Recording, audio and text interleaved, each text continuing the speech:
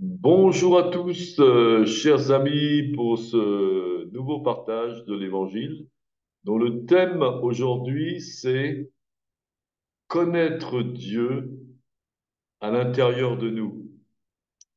On va lire maintenant un passage de l'Ancien Testament de la Bible, donc le livre du prophète Jérémie, chapitre 31 et verset 31 jusqu'au verset 34. Voici les jours viennent, dit l'Éternel, où je ferai avec la maison d'Israël et la maison de Juda une alliance nouvelle. Non comme l'alliance que je traitais avec leur père le jour où je les saisis par la main pour les faire sortir du pays d'Égypte, alliance qu'ils ont violée, quoique je fusse leur maître, dit l'Éternel. Mais voici l'alliance que je ferai avec la maison d'Israël.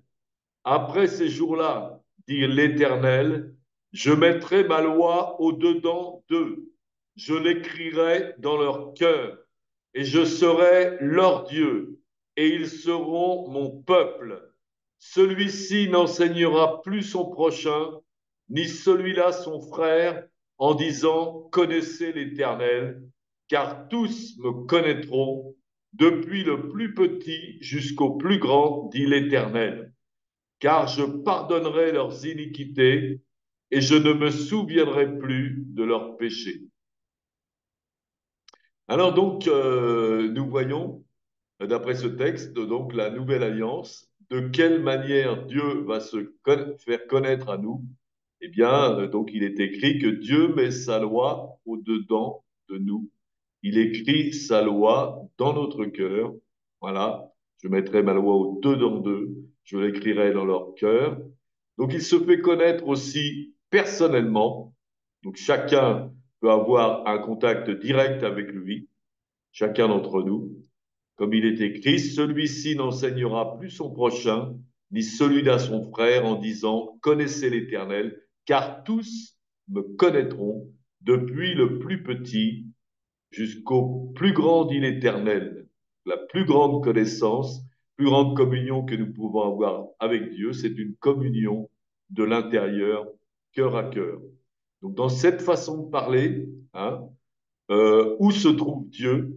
Bien évidemment, il se trouve dans notre cœur, c'est-à-dire dans notre esprit. Hein. C'est ce que nous dit Paul aussi quand il résume la vie chrétienne. Et il dit que, en fin de compte, ce n'est plus moi qui vis, c'est Christ qui vit en moi. Voilà.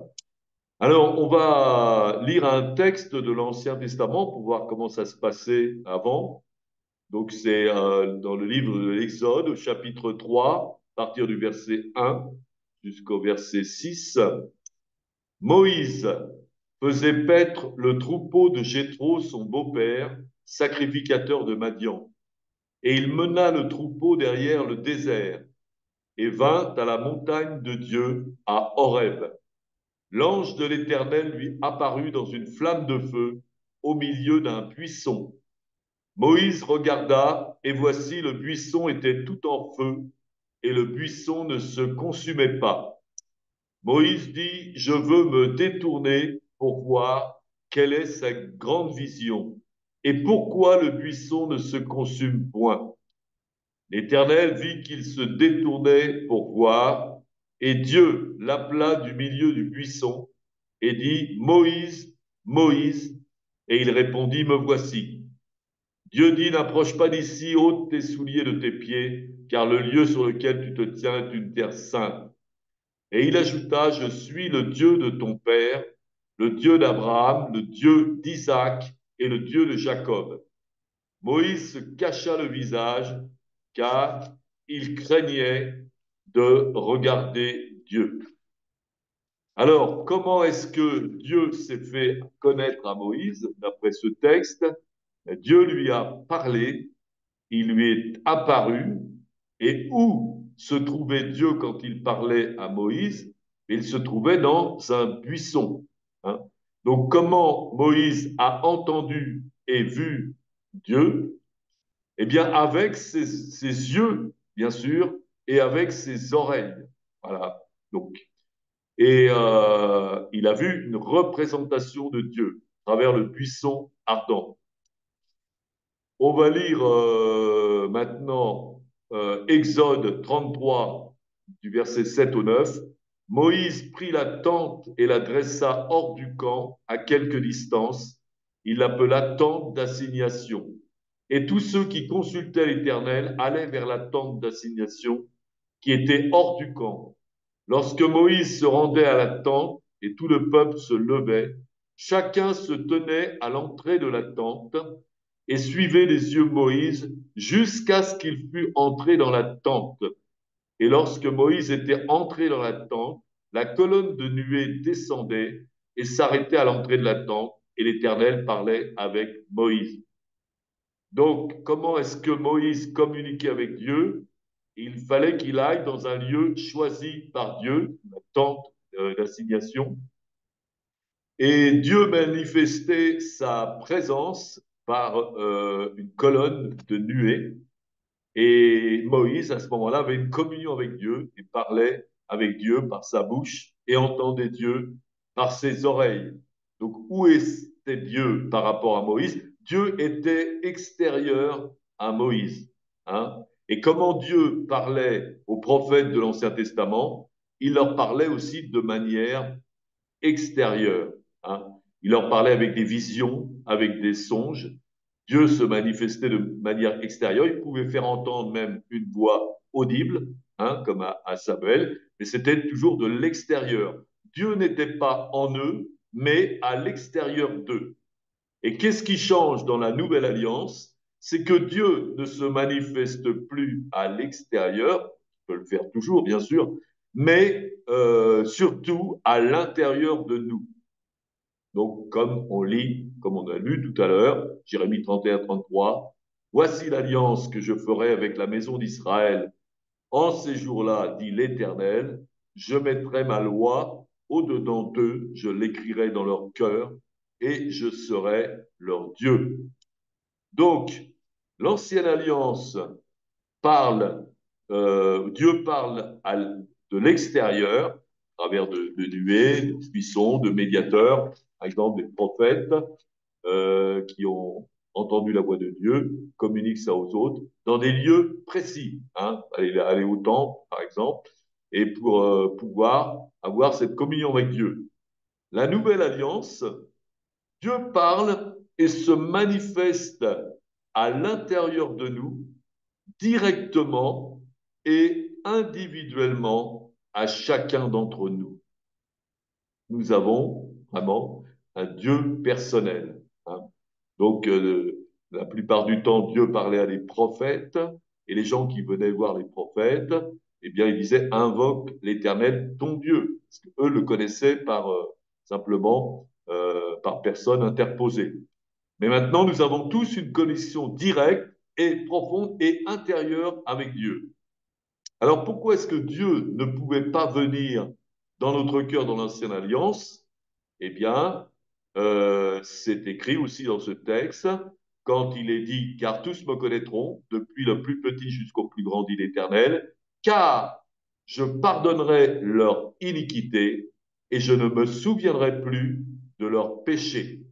Pour que Dieu puisse venir à l'intérieur de nous, eh bien, il faut que nos péchés aient été effacés, pardonnés. À ce moment-là, notre cœur est pur et Dieu peut se manifester à l'intérieur de nous. Voilà. Donc, cette nouvelle alliance, elle est valable pour ceux qui croient, bien sûr, qui se sont repentis de leurs péchés et qui ont cru en Jésus, le Fils de Dieu, mort sur la croix pour nos péchés et ressuscité les morts.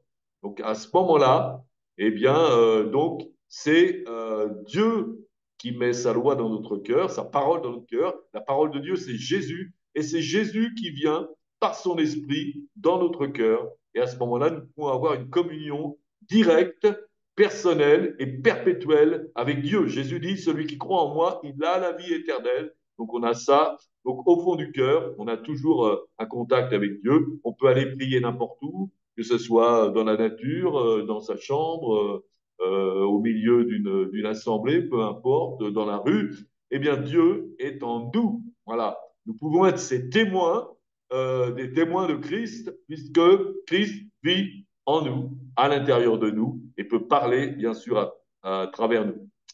Alors, donc, Dieu se fait connaître à nous quand nous sommes nés de nouveau. Il faut naître de nouveau. Hein.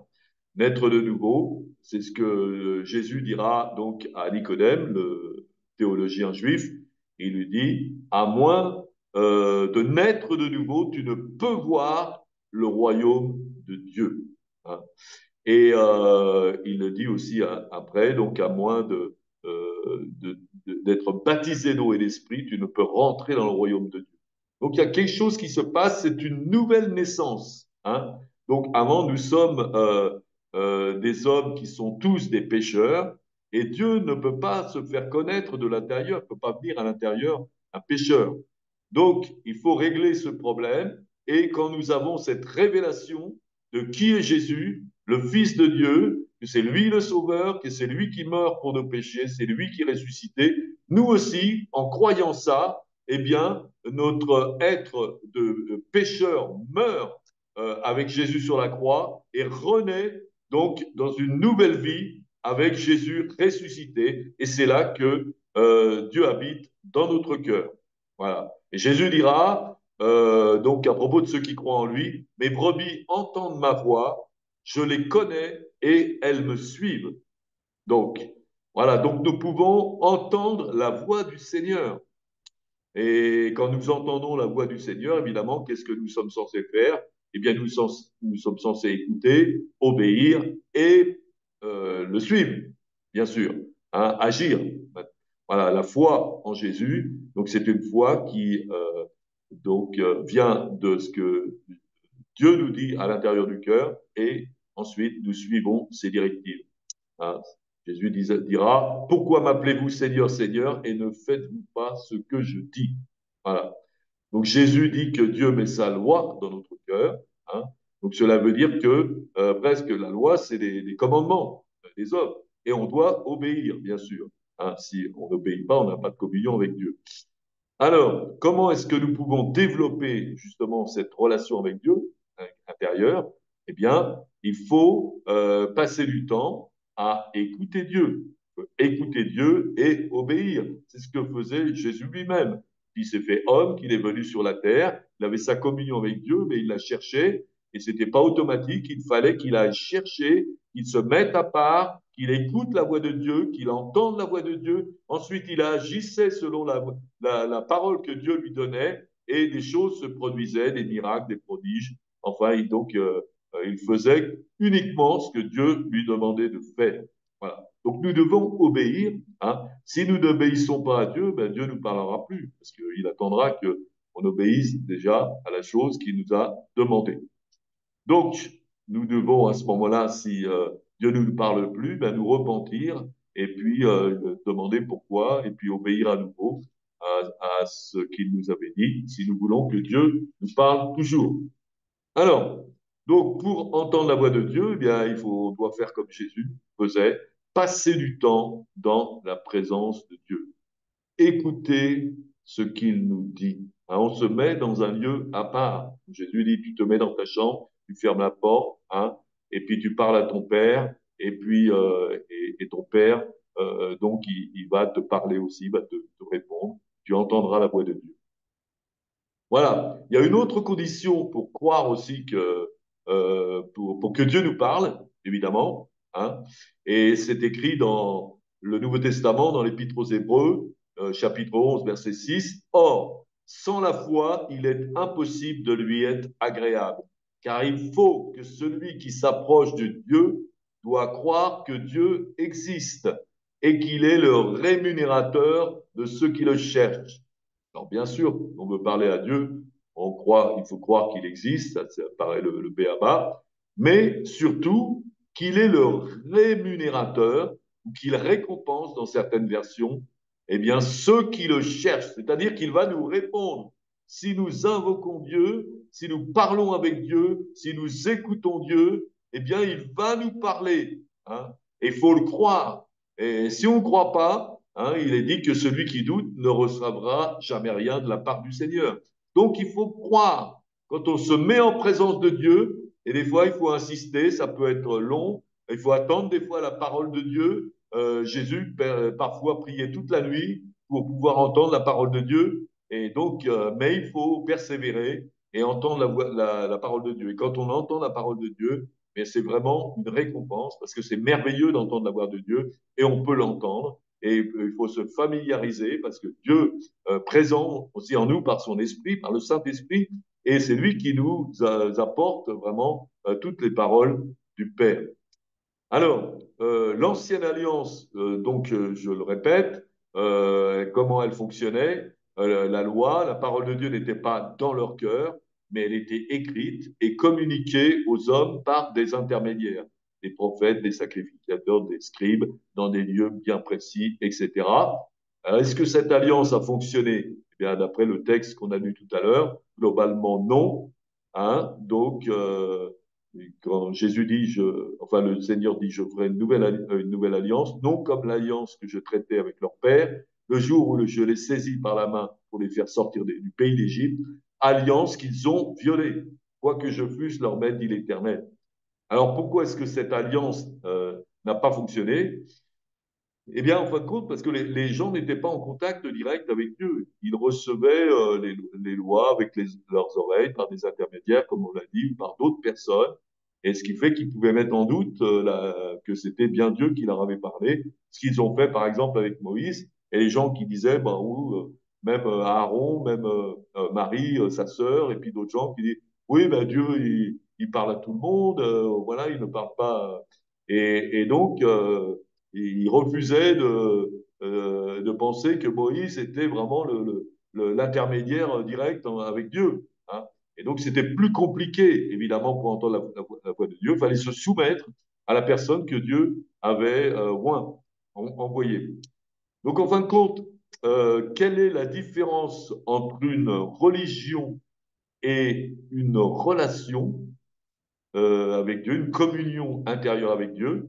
Eh bien, on peut dire que l'ancienne alliance, globalement, c'est la religion où Dieu est lointain, difficilement accessible et se révèle à travers peut-être des choses dans des lieux, à travers des intermédiaires, etc. Alors que la nouvelle alliance, c'est une relation intérieure avec Dieu, un cœur à cœur avec Dieu. Et ça change tout. Quel privilège énorme. Hein. Et c'est vrai que tout le monde a besoin de ça, donc ça c'est valable pour tout le monde, quelle que soit notre religion, tout ça, Dieu veut se révéler personnellement à chacun d'entre nous. Hein.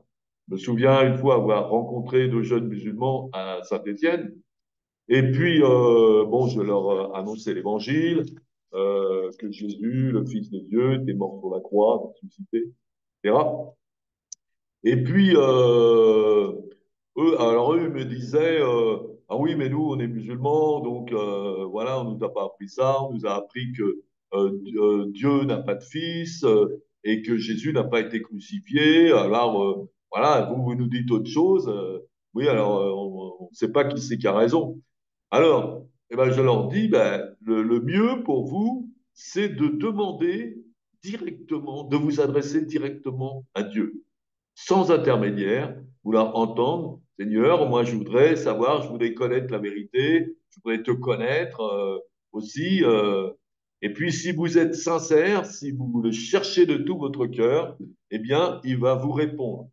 Alors ces deux jeunes étaient étonnés, ils disent, ah bon, Dieu peut nous parler comme ça? On peut entendre la voix de Dieu parce que n'entendent jamais. Ou que par des intermédiaires, on leur dit que c'est ça, c'est ceci, mais ils n'ont aucune assurance. Alors oui, on peut parler nous aussi à Dieu. Je lui dis, ben, il n'y a pas de problème, tout le monde peut parler à Dieu. Il dit, ah bon, ben, nous, on croyait qu'il y avait que Mohamed, le prophète Mohamed, qui pouvait parler à Dieu. Mais non, tout le monde. Hein. Heureusement. Voilà, tout le monde peut s'adresser à Dieu. Hein. La Bible dit, quand un malheureux crie, Dieu entend. Peu importe quelque part qui croit ou qui croit pas, mais si à un moment donné, il crie dans sa détresse et il invoque ce Dieu qu'il ne connaît pas, eh bien, Dieu va lui répondre. Alors, on va lire un autre. Voilà. Donc, en fin de compte, ce que je voulais dire tout à l'heure, c'est que euh, beaucoup de, beaucoup de gens n'ont pas, évidemment, la plupart des gens n'ont pas cette communion directe cœur à cœur avec Dieu. Hein. Il faut vraiment le miracle de la nouvelle naissance pour pouvoir l'avoir. Et je me souviens aussi d'une rencontre que j'avais faite à Versailles avec deux musulmanes. Il y en a une qui était voilée, puis l'autre non. Et puis, donc, je commence à leur parler. Je demande s'ils sont croyants. Oui, on est musulmans, tout ça. Je me dis, est-ce que vous parlez à Dieu? Elle me dit, bah oui, on lui parle, on fait des prières, tout ça. Bon, est-ce qu'il vous répond?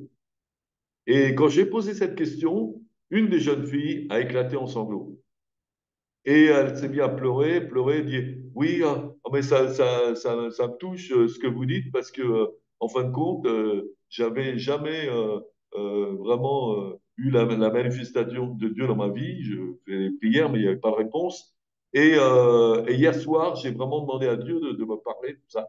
Et vraiment, j'ai senti sa présence et j'ai fait vraiment une expérience qu'il était là et qui m'a entendu et qui m'a répondu. Voilà. Et donc après, eh bien, on a pu parler et pu parler comment justement naître de nouveau, comment qu'elle aussi peu importe sa religion, qu'elle devait croire en Dieu et à celui qu'il avait envoyé maintenant et qui était mort sur la croix pour nous libérer du péché et qui était ressuscité et qu'elle aussi pourrait avoir la présence de Dieu dans son cœur, la présence de l'Esprit de Dieu dans son cœur, si elle croyait en Jésus, parce que Jésus lui l'avait libéré de ses péchés et Dieu pouvait aller à l'intérieur de son cœur.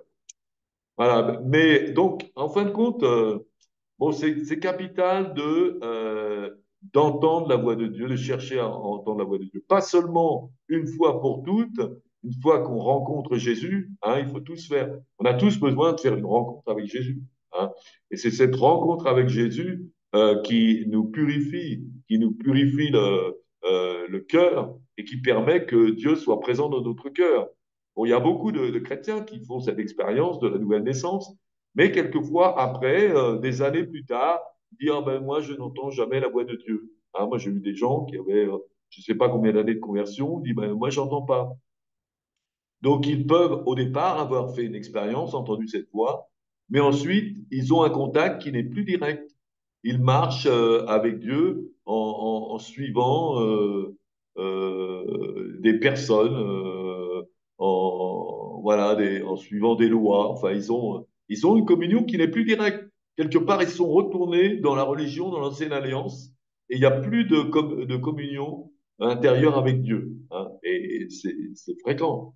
Et donc, je crois que c'est capital. C'est pas aussi simple que ça. Hein, donc, il faut chercher Dieu et pas seulement une fois, mais le chercher constamment, être constamment relié, rechercher maintenant à entendre sa parole, à faire sa volonté, voilà, avoir faim et soif de ses réponses. Et si nous cherchons de tout notre cœur, si nous avons cette communion à chaque fois, même si nous sommes chrétiens depuis longtemps, eh bien Dieu va nous parler. Hein. Dieu récompense ceux qui le cherchent. Donc il faut aussi la foi que Dieu va nous parler. Nous avons toujours besoin d'entendre la voix de Dieu pour toute chose. Hein. Voilà. Alors on va lire un autre texte maintenant. C'est dans l'Évangile de Jean, donc au chapitre 4, versets 19 à 24. Donc c'est la rencontre de Jésus avec la Samaritaine. La Samaritaine donc avait on va dire une autre religion que les Juifs.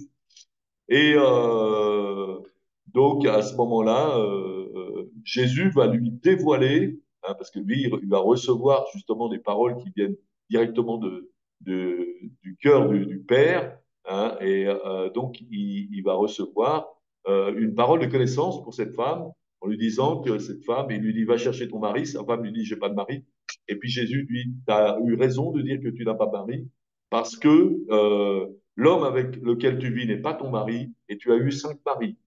Et à ce moment-là, cette femme était très étonnée que cet homme-là, qui était un étranger pour elle, connaissait sa vie.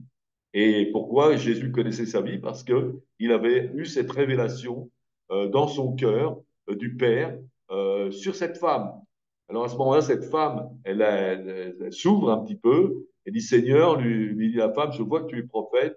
Nos pères ont adoré sur cette montagne et vous dites-vous que le lieu où il faut adorer, c'est Jérusalem, hein? Et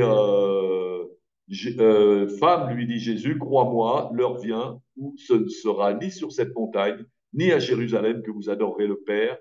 Vous adorerez ce que vous ne connaissez pas, nous adorons ce que nous connaissons, car le salut vient des Juifs. Hein. Ce sont évidemment les prophètes juifs qui ont annoncé le Messie et qui ont préparé la venue de Jésus, comme Jean-Baptiste, etc. Mais l'heure vient, et elle est déjà venue, où les vrais adorateurs adoreront le Père en esprit et en vérité, car ce sont les adorateurs que le Père demande. Dieu est esprit, il faut que ceux qui l'adorent l'adorent en esprit et en vérité. Voilà donc cette communion, cette révélation que Jésus fait à une femme qui était méprisée, une femme de mauvaise vie, qui n'était pas fréquentée par les autres, et c'est à elle qu'elle va faire que Jésus va faire des révélations extraordinaires. Et en fin de compte, ça revient, je mettrai ma loi dans leur cœur, hein, donc c'est-à-dire dans notre esprit, à l'intérieur de nous, et on pourra connaître Dieu et l'adorer en esprit et en vérité. Voilà, il nous donne la vérité. Le Saint-Esprit vient en nous et il nous conduit dans toute la vérité et nous permet aussi d'avoir une véritable relation avec Dieu, une véritable adoration, hein, qui n'est plus, comment dirais-je, on n'est plus des rites, on n'a plus pour toucher Dieu, mais il le fait à l'intérieur de nous. Voilà. Alors, par exemple, comment les Samaritains parlaient à Dieu? Eh bien, les Samaritains, donc, c'était, comme j'ai dit tout à l'heure, une autre religion. Ils allaient sur la montagne, ils avaient un autel, une statue, des choses comme ça. Ils avaient des intermédiaires et puis parlaient avec Dieu. Mais est-ce qu'ils avaient des réponses? Ben non. Hein, et il n'avait pas de réponse. Sinon, la Samaritaine, elle n'aurait pas posé cette question à Jésus. Où est-ce qu'il faut où est-ce qu'il faut prier, où est-ce qu'il faut adorer? Est-ce que c'est sur la montagne? Est-ce que Jérusalem? Voilà. Et justement, Dieu révèle cette nouvelle alliance que maintenant, eh bien, on adore. Et plus la peine d'aller dans un lieu précis, que ce soit à Jérusalem ou sur la montagne, ben, n'importe où. C'est un cœur à cœur avec Dieu parce que Dieu vient dans notre cœur, dans notre esprit. Voilà, ben souvent, donc, moi je me suis aperçu que la plupart des gens, on leur demande s'ils sont croyants. Oui, alors ceux qui ont une religion disent oui, on est croyants, ceci, cela. Est-ce que vous parlez à Dieu? Oui, on parle à Dieu. Est-ce que vous entendez Dieu? Ben non. Donc là, en fin de compte, il n'y a pas de réponse. Voilà. Donc je dis, vous parlez à un mur. Hein. Il y a un mur qui donne pas de réponse. Si on parle à Dieu, normalement, on devrait avoir des réponses. Hein. Mais justement, il nous faut vraiment recevoir maintenant ce que Dieu a promis, mettant sa loi, mettant sa présence dans notre cœur. Là, on peut lui parler et là, on peut entendre. Ça suppose aussi qu'on se soit repenti et que nos péchés aient été pardonnés. Voilà. Hein, c'est comme les gens qui vont prier à Jérusalem, le mur de lamentation, mais plein de prières, demandent plein de choses. Mais en fin de compte, il n'y a pas de réponse. Pourquoi? Parce que les gens parlent à un mur. Hein. Et il faut absolument cette nouvelle naissance pour avoir ce cœur à cœur avec Dieu. Voilà. Hein. Les Juifs parlaient à Dieu aussi, ils allaient au temple à Jérusalem après cette nouvelle alliance, mais est-ce qu'ils avaient les réponses? Non, pas plus. Hein. Donc c'est important de vivre déjà cette expérience de nouvelle naissance avec Jésus, de pouvoir recevoir Jésus dans son cœur et de pouvoir avoir une communion intérieure, personnelle, directe et éternelle avec lui. C'est ça qui est formidable. Hein.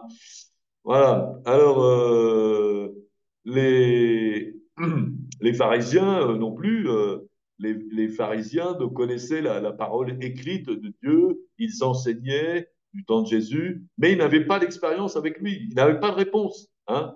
Il n'y a jamais de réponse. À un moment donné, quand l'apôtre Paul donne son témoignage aux Juifs, comment il a rencontré Dieu, comment il a entendu la voix de Dieu, comment il a une relation avec Dieu, et puis donc les gens étaient un peu scandalisés, il y a eu une grande clameur, donc les gens se disputent parce qu'évidemment c'était quelque chose de nouveau pour eux. Et quelques scribes du parti des pharisiens, acte 23-9, s'étant levés, engagèrent un vif débat et dire, nous ne trouvons aucun mal en cet homme, peut-être un esprit ou un ange lui a parlé. Donc, ils ont réalisé qu'il y avait vraiment quelque chose, que Dieu l'avait parlé d'une certaine manière, mais pour eux, c'était toujours d'une manière extérieure, mais ils ne connaissaient pas encore cette manière intérieure, parce que eux-mêmes n'étaient pas nés de nouveau, ils ne croyaient pas en Jésus. Hein. C'est la foi en Jésus, dans qui il est le Fils de Dieu, mort sur la croix et ressuscité, qui va nous faire naître de nouveau. Et eux, bien sûr, ne croyaient pas. Hein, ils étaient résistaient beaucoup à Jésus. Voilà. Alors, ces gens qui prêchaient la parole, comme les pharisiens, en fin de compte, n'avaient aucun impact sur les gens qu'ils enseignaient. Parce qu'ils parlaient d'un Dieu qu'ils ne connaissaient pas, qui leur parlait jamais. Et donc, il n'y avait pas de vie. Ils n'avaient pas la vie, c'était la mort. Hein. Ils annonçaient une lettre qui tue et qui n'apporte pas la vie. Hein.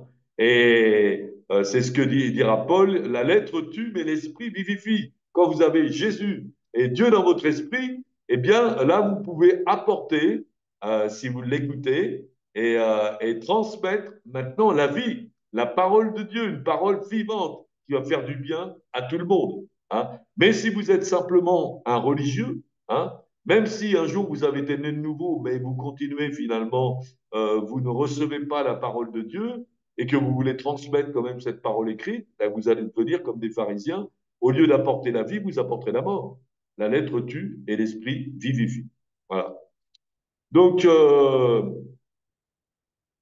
on a, comment dirais-je, voilà, la possibilité maintenant pour tous d'avoir une relation directe avec Dieu grâce à Jésus. Hein.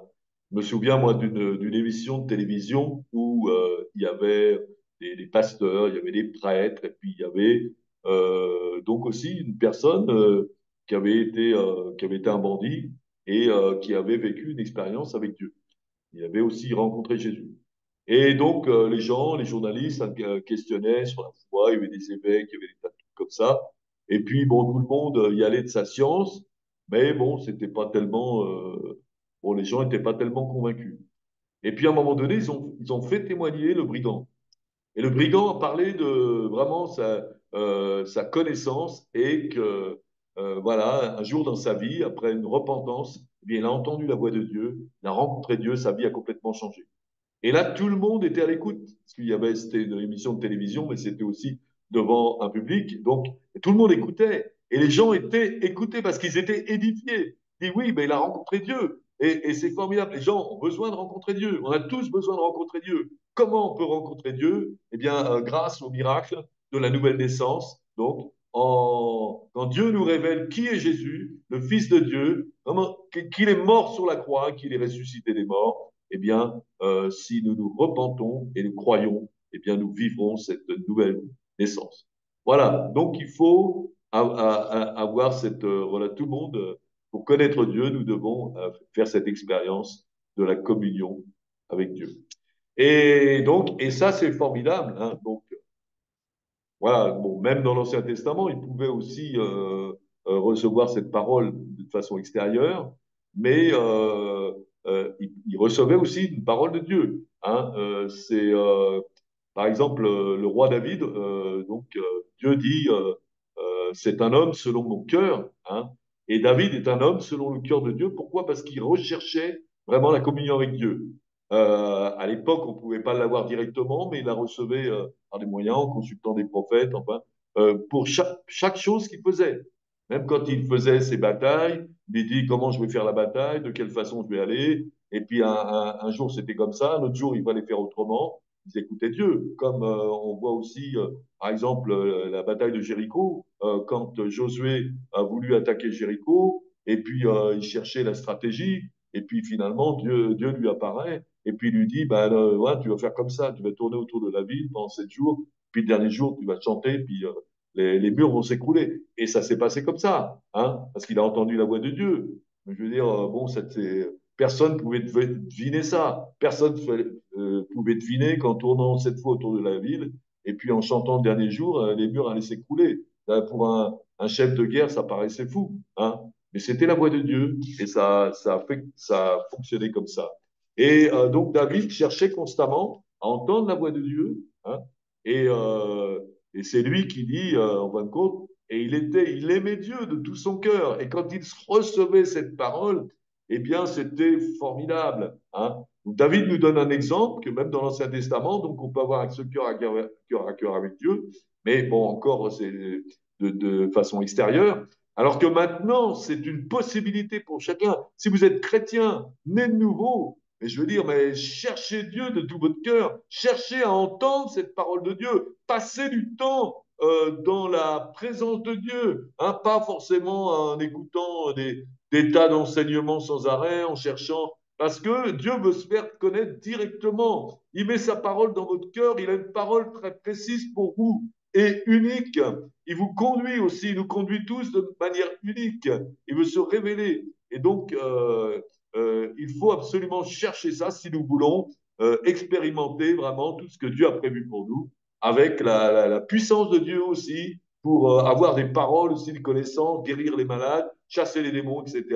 Bien, nous recevons cette parole de Dieu. Jésus qui dit, tout ce que je fais, eh bien, le Père me le montre. C'est dans la communion personnelle avec son Père qu'il recevait toutes ces choses-là et que les choses se manifestaient, qu'il faisait les œuvres préparées d'avance, hein. On ne peut pas servir Dieu en faisant ses propres œuvres. Si on fait nos propres œuvres avec notre intelligence, ce sont des mauvaises œuvres, ce sont même des péchés, hein. Parce qu'il est dit que Dieu seul est bon. Lui seul peut nous donner des bonnes œuvres à faire. Et lui seul peut nous révéler ce que nous devons faire. Et si nous obéissons à Dieu, il va intervenir et nous allons faire des expériences. Voilà la communion avec Dieu. C'est une communion qui est réelle et qui débouche aussi sur des expériences avec Dieu. Et plus on fait d'expériences avec Dieu, et plus on va le connaître, et plus on va le faire connaître, et plus on va être en bénédiction pour tous les gens qui nous entourent. Voilà, c'est ce que je vous souhaite à tous. Eh bien, merci beaucoup de m'avoir écouté et que Dieu vous bénisse. Et à la prochaine fois. Au revoir.